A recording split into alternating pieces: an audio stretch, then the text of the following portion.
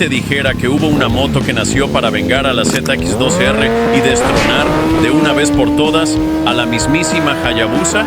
Así es la historia de la Kawasaki ZX-14R, una bestia de 1400 centímetros cúbicos que no solo rugía, devoraba el asfalto. Una moto tan poderosa que obligó al mundo a preguntarse, ¿realmente necesitamos tanto poder entre las piernas?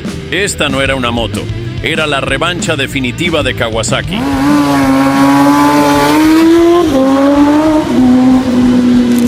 Finales de los 90, un momento bisagra. Mientras el mundo entraba al nuevo milenio con celulares que parecían ladrillos y conexiones a internet que chillaban como módem poseído, en el universo de las motos se estaba librando una guerra silenciosa, pero brutal.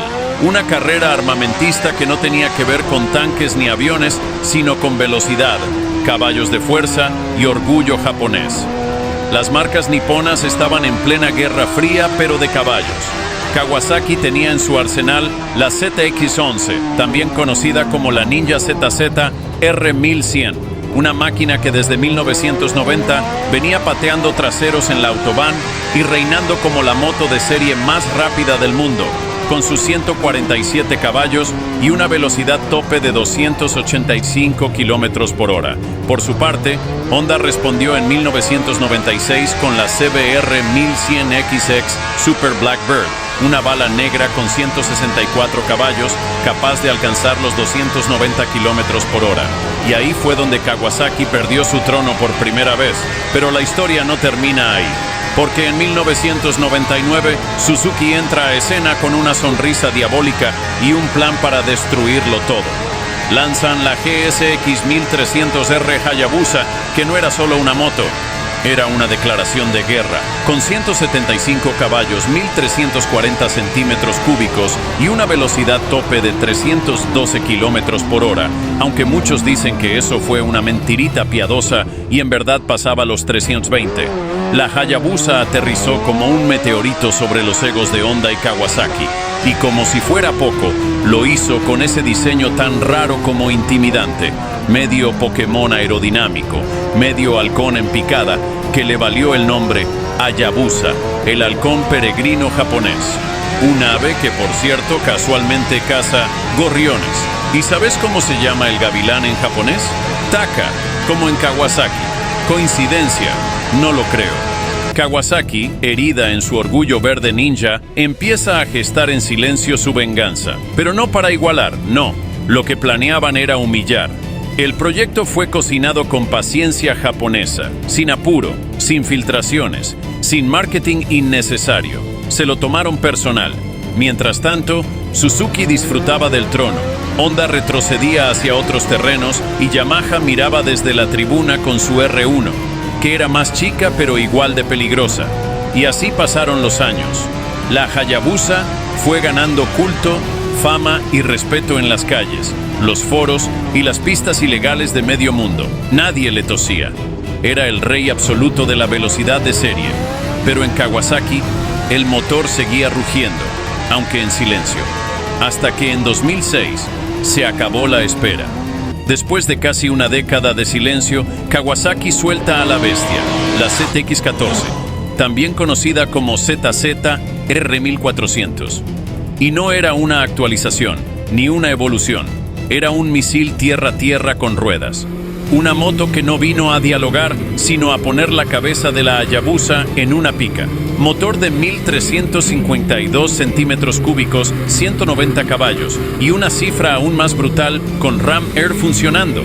200 caballos, 0 a 100 en menos de 2.7 segundos. Velocidad limitada electrónicamente a 299 kilómetros por hora. Pero ya sabemos que eso es una formalidad. Era la moto de serie más poderosa del momento. Y el mensaje era clarísimo. Suzuki, te dimos tiempo. Ahora corre si podés.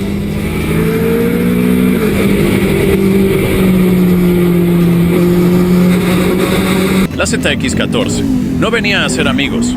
Venía a destruir la reputación de la Hayabusa y, de paso, reconfigurarte la columna vertebral con cada acelerada. Montaba un motor de 1352 centímetros cúbicos, 4 cilindros en línea, refrigerado por líquido, con doble árbol de levas y 16 válvulas. Tiraba 190 caballos reales, sin adornos. Y con el Ram Air, esa cifra subía a 200. Una locura. La aceleración era tan violenta que si pestañeabas al largar, abrías los ojos recién en la siguiente provincia. De 0 a 100 en 2,5 segundos y cuarto de milla en 9,7. Velocidad máxima limitada a 299 kilómetros por hora por un acuerdo caballeresco entre marcas, pero sin limitador, podía pasar los 310 kilómetros por hora, una verdadera bala verde. Estéticamente, la ZX-14 era un misil con curvas, carenado aerodinámico envolvente, doble escape simétrico, doble faro delantero que parecía una nave alienígena y un perfil tan afilado que si te apoyabas mal te cortabas. A diferencia de otras superbikes de la época, era cómoda. Sí, cómoda. Tenía una posición de manejo más relajada, asiento amplio, suspensiones regulables y electrónica inteligente para su tiempo. Kawasaki había aprendido de los errores del pasado y había construido no solo una moto brutal, sino también una moto civilizada. Era como un ninja educado, sabía cómo matarte, pero también sabía esperarte con una copa de sake. En pista la cosa se ponía seria. En pruebas comparativas, la ZX-14 le mojaba la oreja a la Hayabusa en el 0 a 400 metros. Y eso, en el mundo de las Hypersport, era una declaración de guerra. Revistas como Cycle World y Motorcyclist empezaron a darle el trono a Kawasaki, no solo por sus números, sino porque se sentía más estable a alta velocidad, más pulida en curvas rápidas y con mejor respuesta en el rango medio. Además, incorporaba detalles técnicos que marcaban diferencia. Chasis monocasco de aluminio que aportaba rigidez sin sacrificar peso, frenos con pinzas radiales Tóquico de 4 pistones y una electrónica que ayudaba al control sin ser intrusiva. Tenía el alma de una moto de pista, pero con traje de gala. Y mientras la Hayabusa seguía confiando en su leyenda, Kawasaki salía al ruedo con hechos, datos y cronómetros en mano. En 2006, la ZX-14 no solo llegó para pelear, llegó para poner una nueva bandera en lo más alto de las Hypersport. Y aunque la guerra no había terminado, ese año el verde se llevó la gloria.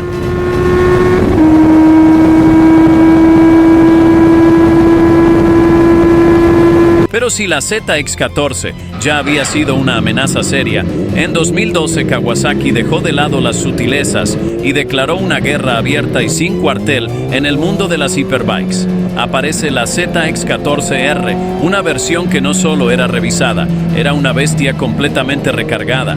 El motor pasa de 1352 a 1441 centímetros cúbicos, con pistones más grandes, bielas reforzadas, cigüeñal aligerado y mayor carrera. Gracias al Ram Air, la potencia alcanza unos 210 caballos, convirtiéndola en la moto más poderosa de su categoría en ese momento, más que una Hayabusa, más que cualquier otra moto de producción en serie. Pero la ZX-14R no solo era músculo bruto. Kawasaki trabajó en una electrónica mejorada, aunque aún básica para la época. KTRC, un control de tracción en 3 niveles, más refinado que el de su antecesora, que ofrecía algo de seguridad sin limitar la brutalidad del motor. También se mejoraron las suspensiones, nuevas horquillas más rígidas, amortiguador trasero revisado y una puesta a punto más estable a alta velocidad, perfecta para cruceros por autopista a 300 kilómetros por hora o más. Los frenos Tóquico también evolucionan, con pinzas monobloque radiales más potentes y mejor tacto. ¿Querías parar esta bala japonesa? Kawasaki se aseguró de que al menos tuvieras una mínima oportunidad. El chasis monocasco se reforzó y optimizó para distribuir mejor el peso del nuevo bloque, conservando una estabilidad quirúrgica incluso a velocidades absurdas. Y a todo esto se le sumaba una estética más agresiva, con líneas más afiladas, luces delanteras angulosas, una mirada amenazante, un carenado rediseñado con mejor aerodinámica y una postura de conducción que decía sin decirlo: anda, mírame mal y te arranco el alma. Pero lo más impactante de esta moto es que no era una deportiva pura, sino una Sport Touring hiperdeportiva. Tenías calefacción en los puños si querías. Podías cruzarte un país entero en ella, con maletas, pasajero y una sonrisa. Pero si se te daba por abrir gas fuerte en segunda, podías derretir la goma trasera en 3 semáforos. En el cuarto de milla, la ZX14R empezó a humillar rivales. Con un piloto experimentado, la moto registró 9,47 segundos en los 400 metros, en versión completamente de serie. Sin turbo, sin óxido nitroso, sin trampa. La Hayabusa, su enemiga histórica, no podía igualarla sin modificaciones. La ZX14R había pasado de ser la competidora a ser la reina de la aceleración.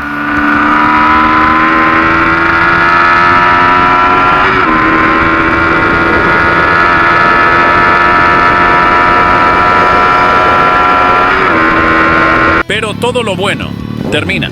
En 2020, Kawasaki anuncia el fin de la ZX14R en Europa, debido a las normas Euro 5. Demasiado motor para tanto filtro. En Estados Unidos sigue a la venta unos años más, pero con el rugido apagándose de a poco. Y así, sin mucho escándalo, se despide una de las últimas motos hiperdeportivas de la vieja escuela. Sin pantallas táctiles, sin modos de lluvia, sin asistencias de abuela. Solo tú, el acelerador y un misil de 1441 centímetros cúbicos entre tus piernas. Representa el fin de una era, cuando las motos eran simples, directas, brutales. Cuando no necesitabas modo urban para disfrutar. Cuando el respeto lo ganabas con torque, no con software. Hoy la ZX14R es una leyenda viva. Los que la tienen no la sueltan. Los que la probaron la recuerdan con una mezcla de miedo y amor. Y los que la ven pasar, giran la cabeza, porque saben que no están viendo una moto común. Dejó un legado de potencia sin disculpas, de diseño afilado y presencia de bulldozer. Y aunque hoy la Kawasaki H2 lleva la bandera de la locura, la ZX14R sigue siendo la reina de corazones de muchos fanáticos del cuarto de milla. Porque no solo fue una moto rápida, fue una declaración.